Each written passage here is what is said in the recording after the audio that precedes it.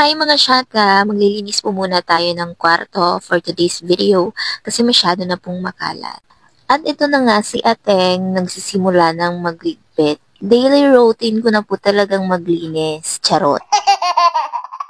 Magpapalit na rin ako ng bedsheet today kasi masyado nang marumi. Anyways, kakapalit ko lang ng punda kahapon. Abat, ang bilis-bilis ko nga namang magligpit, parang hinahabol. Hindi ko muna liligpitin yung green background ko kasi gagamitin ko pa yan mamaya. Ginagamit ko po yan sa pag-film, charot. Ginagamit ko nga yan para madaling magtanggal ng background. Napakahirap nga magtanggal ng background kapag manual lang, kaya bumili na lang ako ng green screen background para madali at malinis ang kalalabasan ng edit. At nakapagpalit na rin pala tayo ng bedsheet. Aayusin ko na lang yung mga nakalagay sa taas. Ililigpit ko na rin yung mga kalat sa center table na hindi nasa center. Napakasipag ko na nga talaga at dire-diretso na lang ang paglilinis. Sana nga araw-araw maganda ang gising para lagi tayong ganito. Kunwari nakaupo para hindi halatang napapagod na. Ganyan talaga mga syaka para hindi halatang nagpapahinga. At ayun na nga, magmo-move forward na tayo para matapos na. Hindi pa nga tayo nakakapagwalis kaya bibilis-bilisan ko na. Baka gusto nyo na rin pong tumulong, mag-PM lang po kayo.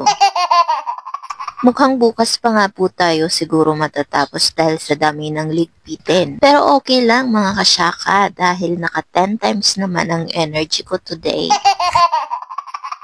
Ayan na nga at nagsisimula na tayong magwalis. Wawalisan na din natin sa ilalim ng higaan. Favorite ko nga pong magtago sa ilalim ng higaan kapag nakikipag-hide and seek ako. Kaya dapat palaging malinis yan. Go, go, go na tayo mga kasyaka dahil malapit na siguro tong matapos. Ilalagay ko na rin tong mga basura sa plastic bag para madaling maitapon. Kailangan maitapon na rin to agad-agad para hindi na maikalat ng mga daga. Yes po mga daga kasi yung mga aso ko mababait naman, hindi nila yan ikakalat. Sa sobrang bait nga po nilang inangat-ngat nila ang maruruming mga tsinelas. Inayos ko na nga at ibinalik ang aking green screen background para mamaya ready to film na. Ibabalik ko na rin pala yung mga una na kinuha ko kanina.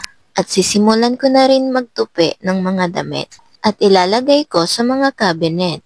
Napakarami nga yung tutupiin kaya't parang napapagod na naman ako. Para sa mga gustong tumulong, mag-PM lang po at ipadala ang sarili sa LBC. Ayan na nga at naka-standing ovation na tayo mga kasyaka, nangangamoy patapos na. Cellphone na yan mga kasyaka. At charan, tapos na. Pwede na tayong mag-cellphone. Thank you for watching mga syaka.